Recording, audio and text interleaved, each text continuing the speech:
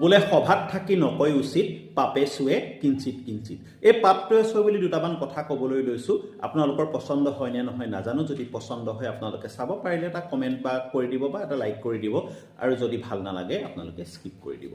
কথা হ'ল, কালিলৈ সৰস্বতী পূজা।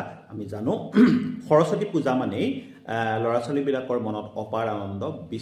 বিদ্যাৰ অধিষ্ঠাত্ৰী দেৱী সৰস্বতীক পূজা কৰিবলৈ সকলো ছাত্ৰ ছাত্ৰী ওলাই যাব। আৰু বিশেষকৈ ছোৱালীসকলে স্বাভাৱিকভাৱেই জন্মগতভাৱেই ছোৱালীসকলে সুন্দৰ সাজ পোছাক কৰি ভাল পায়, মেকআপত থাকি ভাল পায়। ছোৱালীবিলাক অকণমান ৰচকী, সেই কথা সকলোৱে জানে। মোৰ নিচিনা পিতৃও জানো, যদি আপুনিও পিতৃ আপুনিও জানে। সুন্দৰকৈ তেওঁলোক ওলাই মেলি যাব। কিন্তু তাৰ মাজত কালিলৈ আপুনি এটা কথা লক্ষ্য কৰিবচোন। আজি বহু বছৰৰ পৰা এটা পৰম্পৰা চলি আহিছে যে প্ৰথম অৱস্থাত চোৱা হৈছিলে যে সুন্দৰী ছোৱালী কোনগৰাকী, স্কুল কলেজত থকা সুন্দৰী ছোৱালী কোনগৰাকী সেইটো বিচাৰি সংবাদ মাধ্যমৰ বহু মানুহে কেমেৰা লৈ ঘূৰি ফুৰিব। তাৰপিছত যেতিয়া সমাজত সৰ্বত্ৰে সমালোচনা কৰা হ'ল সংবাদ মাধ্যমৰ মানুহক যে আপোনালোকে কিহৰ ধুনীয়া ছোৱালী বিচাৰি ঘূৰি ফুৰে, প্ৰতিজনী ছোৱালীয়ে ধুনীয়া। তেতিয়া তেওঁলোকে ক'লে যে আমি ধুনীয়া ছোৱালী নাচাওঁ, আমি প্ৰজ্ঞা সুন্দৰী চাওঁ। অৰ্থাৎ গুণ, জ্ঞান, বুদ্ধিমত্তা, কথা বতৰাৰে সৈতে যিসকল ছোৱালী ধুনীয়া তেওঁলোকক আমি বাছনি কৰি উলিয়াম।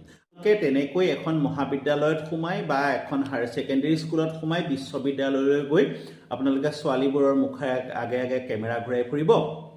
তাতে আপোনালোকে প্ৰজ্ঞা সুন্দৰীজনী বিচাৰি উলিয়াব। প্ৰজ্ঞা কাৰ কিমান বিচাৰ কৰিবলৈ কলেজ, মহাবিদ্যালয়, বিশ্ববিদ্যালয়ৰ শিক্ষকসকল আছে। আপোনালোকৰ যদি খুব ইচ্ছা যায় যে কোনজনী ছোৱালীৰ প্ৰজ্ঞা বেছি চাবলৈ মন যায়, তেতিয়াহ'লে আপুনি কোনোবা এখন বিশ্ববিদ্যালয়লৈ গ'লেই হ'ল। তাৰ যিসকল একাডেমিক ছেকশ্যনৰ মানুহ আছে তেওঁলোকৰ পৰা মাৰ্কশ্বিটবোৰ উলিয়াই চালেই হ'ল যে কোনজনী ছোৱালীৰ মেধা বেছি, কাৰ প্ৰজ্ঞা বেছি। বা কলেজবিলাকলৈ গ'লেই হ'ল, মহাবিদ্যালয়লৈ গ'লেই হ'ল, হায়াৰ ছেকেণ্ডেৰী স্কুলবিলাকৰ অধ্যক্ষসকলৰ ওচৰলৈ গ'লেই হ'ল। তেখেতসকলে দেখুৱাই দিব যে এইজনী ছোৱালীৰ মাৰ্কশ্বিট এয়া, যে এই ইমান নম্বৰ পাইছে। তাতে হয়তো আপোনালোকে পাছপৰ্ট ফটোকপিও পাই যাব। আৰু সেই কেমেৰাটো লৈ যদি সংবাদ মাধ্যমৰ মানুহ ঘূৰি ফুৰে আৰু দেখিবলৈ সুন্দৰী ছোৱালীকেইজনী যদি বাছি বাছি উলিয়াই লয়, সুন্দৰ মেকআপত থকা ছোৱালী, সিহঁতৰ কাপোৰ কানি খুব গৰ্জিয়াছ সিহঁতে পিন্ধিব। এটা কথা ভাবি চাওকচোন, সেইসকল ছোৱালী যাৰ পিতৃ মাতৃয়ে এযোৰ নতুন কাপোৰ সিহঁতক দিব পৰা নাই, সিহঁতে হয়তো ঘৰৰ কোনোবা ককাই ভাইৰ বিয়া হ'লেহে এযোৰ ধুনীয়া কাপোৰ, নতুনকৈ কাপোৰ এযোৰ লয়। সেই ছোৱালীবোৰ বাৰু কেনেকৈ সেই নতুনকৈ খুব ধনী মানুহৰ ঘৰৰ ছোৱালীবিলাকৰ লগত তিষ্ঠি থাকিব, যিবিলাকে হাজাৰ হাজাৰ টকাৰ মেকআপ কৰে।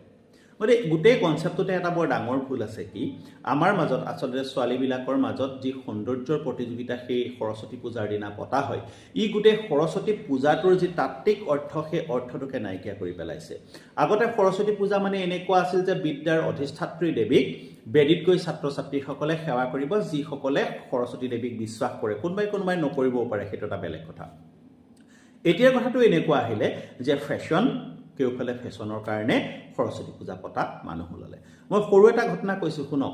এবাৰ আমাৰ ঘৰত এজনী ছোৱালী সোমাইছিল। ছোৱালীজনী সোমাই মোৰ পৰিবাৰক তেওঁ 20 টকা এটা বিচাৰিছিল। 20 টকাটো কিয় বিচাৰিছিল, মোৰ পৰিবাৰে সুধিলে যে তোমাক 20 টকা কিয় লাগে। তাই ক'লে যে মাকক 20 টকা পইচা বিচাৰিছিলে, মাকে হেনো তাইক কোবালে, ধৰি লৈ মাৰিলে। HS ফাৰ্ষ্ট ইয়েৰত পঢ়ি থকা ছোৱালী।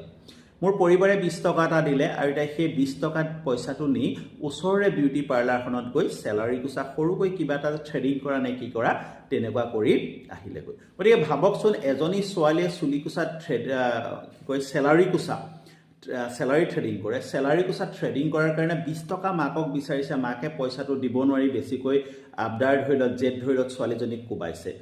আৰু আনৰ পৰা পইচা লৈ ছোৱালীজনীয়ে গৈ চেলাৰী কোচা ধুনীয়া কৰিবগৈলগীয়া হৈছে। এটি কথাটো দুখৰ কথা। চিন্তা কৰকচোন, তেনেকুৱা অৰ্থনৈতিক অৱস্থাৰো বহুত ছোৱালী আছে, যিবিলাক ছোৱালীয়ে সেই ধনী মানুহৰ ঘৰৰ ছোৱালীবিলাকৰ লগত ফেৰ মাৰিব নোৱাৰে। গতিকে এইবাৰ সংবাদ মাধ্যমৰ যিসকল কৰ্মী আছে তেখেতসকললৈ অনুৰোধ জনাম যে আপোনালোকো একোজন পিতৃ, আপোনালোকৰ নিশ্চয় ছোৱালী আছে, আপোনালোকৰ নিশ্চয় বাই ভনী আছে। আপোনালোকে সকলো কৰিলেও এই কেমেৰা লৈ ধুনীয়া ছোৱালী বিচাৰি ফুৰা কামটো নকৰিব। দৰকাৰ হ'লে আপোনালোকে টেলিকাষ্ট কৰক, আমুক কলেজ, আমুক বিশ্ববিদ্যালয়ত ইমান সুন্দৰকৈ সৰস্বতী পূজা পতা হৈছে। এই যিটো কম্পেৰিজন, এই যিটো তুলনা বা এইটো পুৰস্কাৰ দিয়াৰ ব্যৱস্থা, এইটো কৰিবলৈ হ'লে দুখীয়া মানুহৰ ঘৰৰ ছাত্ৰীসকলে বৰ মনত কষ্ট পায়। আৰু তেনেকুৱা বহু এনেকুৱা ছাত্ৰী আছে যিসকলে আমাক তেওঁলোকৰ মনৰ কথা কয় যে ছাৰ, এই কথাটো বৰ আমাৰ পচন্দ নহয়।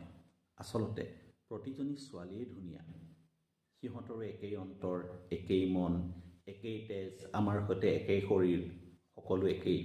খালি তেওঁলোকৰ দুৰ্ভাগ্য এটা তেওঁলোকৰ পিতৃ মাতৃৰ হাতত হয়তো পইচা নাই কথাখিনি কোৱাৰ কাৰণে বেয়া নাপাব সংবাদ মাধ্যমৰ বন্ধুসকলেও আৰু যিসকল ব্যক্তিয়ে ভিডিঅ'টো চালে আপোনালোকে মোৰ কথাষাৰত যদি একমত হৈছে আপোনালোকে এটা মতামত লিখিব আৰু যিসকলে বৰ ভাল পোৱা নাই তেখেতসকলেও মোক আশীৰ্বাদ কৰিব যাতে কিছুমান মই ভাল ভাল কথা অন্তত ক'ব পাৰোঁ সমাজখনলৈ কাৰণ সমাজখনক আমি ব্যক্তিগতভাৱে একো দিব নোৱাৰোঁ ইমান ক্ষমতা ভগৱানে আমাক দি পঠোৱা নাই সমাজখনৰ ভালৰ কাৰণে অন্তত দুটা কথা ক'ব পাৰোঁ আৰু যদি কথাকেইটা পচন্দ হৈছে আপোনালোকে এটা লাইক মাৰিবলৈ নাপাহৰিব থেংক ইউ